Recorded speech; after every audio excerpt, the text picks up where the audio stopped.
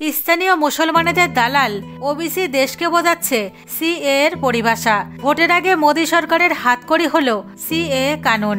নিজেদের ভাবনাবাজিতে এখন কি প্রমাণ করাতে চাইছে এই সমস্ত হিন্দু বিরোধীরা? বন্ধুরা, লোকসভা ভোট মাথার ওপর, আর এমন অবস্থায় মোদী সরকার নিজের ঘোষণাপত্র পূরণ করার ইচ্ছায় লেগে গেছেন। কাশ্মীরের পরিযোজনার পরে এখন সরকার পুরো 4 বছর থেকে আটকে থাকা সিএ মানে সিটিজেনশিপ অ্যামেন্ডমেন্ট অ্যাক্টের ওপর আইন বানিয়ে দিয়েছেন। কিন্তু সব সময়ের মতন ভারত থেকে পাকিস্তান আর পাকিস্তানের মুসলমানদের দালালি করা ওবিসির সাথে আরো অনেক দালাল, তারা তাদের ভরকারের ভাষণবাজিতে দমছে না। আসলে কি এই সিটিজেনশিপ অ্যামেন্ডমেন্ট অ্যাক্ট, আর কেন এই আইন ভারতের নুন খেয়ে ভারতের সরকারকে গালি দেওয়া কিছু বুদ্ধিজীবীদের গলার কাটা হয়ে গেছে? কেন এক বিশেষ সমুদায় এই কানুনের বিরোধিতা করতে লেগে আছে? সিএএ লাগু হওয়ার পরে দেশে কি মহত্বপূর্ণ বদল হবে? তাহলে কি ওবিসির এই দলিল ভারতকে একটি হিন্দু রাষ্ট্র করবে? এতে কি কোনো সত্যি আছে? আর এক সেকুলার দেশে নাগরিকতা কানুন লাগু হওয়া কি সঠিক? বন্ধুরা, এই সমস্ত প্রশ্নেরই উত্তর জানতে পারবেন আজকের এই ভিডিওতে, তাই ভিডিও শেষ পর্যন্ত অবশ্যই দেখুন। তার আগে যদি আপনিও হয়ে থাকেন একজন প্রকৃত সনাতনী হিন্দু, তাহলে অবশ্যই কমেন্টে লিখুন জয় শ্রীরাম। বন্ধুরা, পুরো 4 বছরের অপেক্ষার পর ভারতে মোদী সরকার তার উদ্দেশ্যকে পূরণ করতে সিএএ লাগু করেছেন।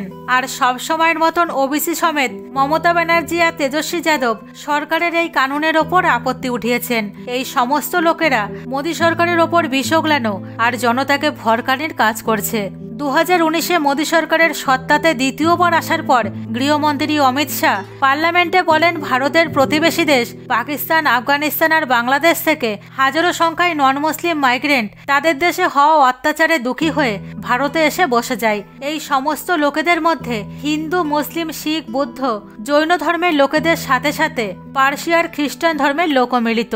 এই লোকেরা এক লম্বা সময় থেকে ভারতের নাগরিকতার দাবি করছে। 15ই আগস্ট 1947-এ ভারত স্বাধীন হওয়ার পর 1955-তে নাগরিকত্ব আইনকে বানানো হয়েছিল, যার কারণ যদি কোনো দ্বিতীয় দেশের শরণার্থী 11 বছরের থেকে বেশি ভারতে থাকে তাহলে তাদের ভারতের নাগরিকত্ব দেওয়া হবে। কিন্তু 5ই ডিসেম্বর 2019-এ মোদী সরকার এই আইনের বদল করেন।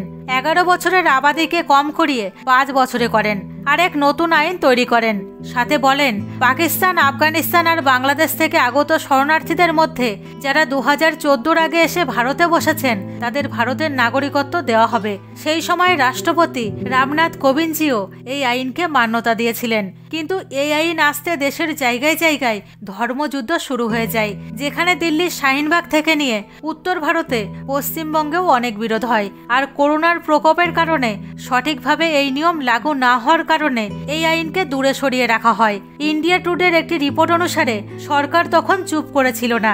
সরকার 30টি দেশ আর 9টি রাজ্যের আইন 1955 ধারায় আলাদা আলাদা নন মুসলিম মাইনরিটিকে নাগরিকত্বের অধিকার দেয়, যেখানে গুজরাট, রাজস্থান, ছত্তিশগড়, হরিয়ানা, পাঞ্জাব, মধ্যপ্রদেশ, উত্তরপ্রদেশ, দিল্লি আর মহারাষ্ট্রের রাজ্য মিলিত ছিল। কিন্তু প্রশ্ন এটা ছিল, সিএ এর বদল করা আইনকে লাগু করতে সরকারের এত সময় কেন লেগেছে? তাহলে বন্ধুরা, এর অনেক কারণ ছিল। দেশের জায়গায় জায়গায় হওয়া প্রতিবাদ ছাড়াও মুসলিম সমুদায়ের বিব্রতকর প্রশ্ন জড়িত ছিল, যেখানে মমতা ব্যানার্জি, ওবিসি সমেত ভারতের এমন অনেক বিরোধী মানুষেরা ছিলেন যারা মানুষকে ভুল বোঝাচ্ছিলেন যে সরকার নাগরিকতা আইনের পেছনে মুসলিম মানুষের সাথে ভেদভাব করছে।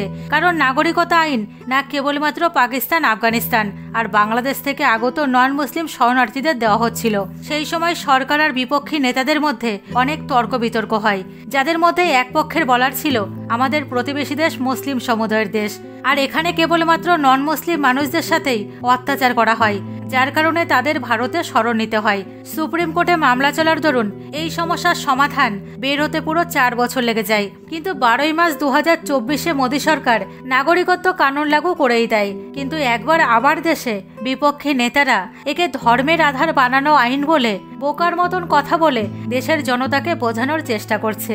আর এর সুযোগ নিয়ে সমগ্র পৃথিবীর ঠেকানীয় মুসলমানের দালালেরা ওবিসির মতনই হয়ে উঠেছে, যেখানে ওবিসির মতন মুসলিমের দালালেরা বলতে চাইছে সিএ সংবিধান বিরোধী, আইন ভঙ্গ করে, ধর্মের আধারে তৈরি হয়েছে এবং মোদী সরকারের ওপর পলিসি নিয়ে প্রশ্ন করা হয়েছে। আর সব সময়ের মতন এরা 6 ডিসেম্বরের কান্না নিয়ে বসে গেছে। রাজনৈতিক নামে হিংসা ছড়ানো, তারকা শুরু হওয়া দেশবিরোধী আর এই রাক্ষসদের অনুসারে দেশে এই কানুন অরাজকতা ছড়ানোর কানুন। এটা মোদী সরকারের সংবিধানের পদে বসে ফালতু আইন লাগু করার দাবি করেছেন। এই নাস্তিকেরা সাথে দাবি রাখে সিএ দেশে লাগু হলে দেশের মুসলমান দলিদার গরিব মানুষের সাথে অন্যায় হবে। বন্ধুরা, সিএ লাগু হতেই ওবিসির মতন মুসলমানের দালালেরা লাগাতার মোদী সরকারের বিরুদ্ধে জনতাকে উস্কাচ্ছে। এরা বলতে চাইছে সমূহকে কাগজ নিয়ে লাইনে দাঁড়ানোর জন্য মোদী সরকারের এটা প্ল্যানিং। মোদী সরকার চায় মানুষকে উৎপীড়ন করতে। ওনার একবার চৌকিদারের সাথে প্রেম হয় আর একবার রিক্সা চালকের সাথে, যখন দেখো কাগজ চাইতে থাকে।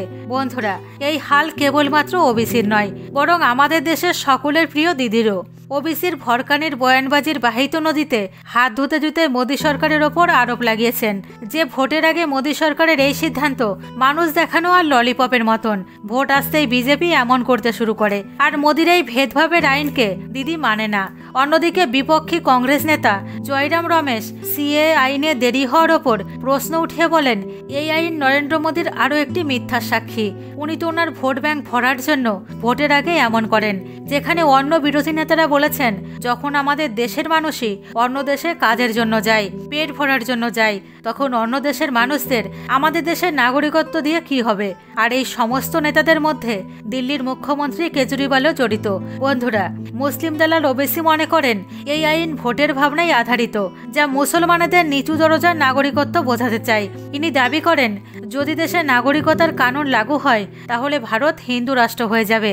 এই আইনের উদ্দেশ্য কেবলমাত্র মুসলমানদের টার্গেট করা। বন্ধুরা, এখন প্রশ্ন হলো, যখন দেশের সরকার মুসলমানদের পক্ষে সিদ্ধান্ত শোনায় তখন এই মুসলমানদের ঠিকাদারেরা কোন ইঁদুরের গর্তে ঢুকে বসে থাকে? 1947-এ যখন ভারতের পক্ষ থেকে পাকিস্তানকে তাদের মাথা ঢাকার জন্য কোটি কোটি টাকা দানে দেওয়া হয়েছিল, তখন এই মুসলিম প্রেমীরা কোথায় ছিল? বন্ধুরা, দেশের মুসলমানদের চটিচাটা নেতারা সত্তায় থাকার জন্য যে কত নিচে নামতে পারে তা এনাদের দেখেই বোঝা যায়। তাহলে বন্ধুরা, আজকের ভিডিও আপনাদের কেমন লেগেছে? সাথে মোদী সরকারের লাগু করা এই সিটিজেনশিপ অ্যামেন্ডমেন্ট অ্যাপের সম্পর্কে আপনাদের ধারণা কি? মোদী সরকারের লাগু করা এই কানুন সঠিক কানুন, না ওবিসির দাবি সত্যি যে মোদী সরকারের এই কানুন দেশে লাগু হতেই দেশ হিন্দু রাষ্ট্র হয়ে যাবে? আপনাদের মতামত অবশ্যই কমেন্ট বক্সে জানাবেন। সাথে ভিডিও ভালো লাগলে ভিডিওটিকে লাইক করবেন। আর এমনই সমস্ত ভিডিও আগেও দেখার জন্য অবশ্যই চ্যানেলটিকে সাবস্ক্রাইব করে কমেন্টে অবশ্যই লিখবেন জয় শ্রীরাম। ধন্যবাদ।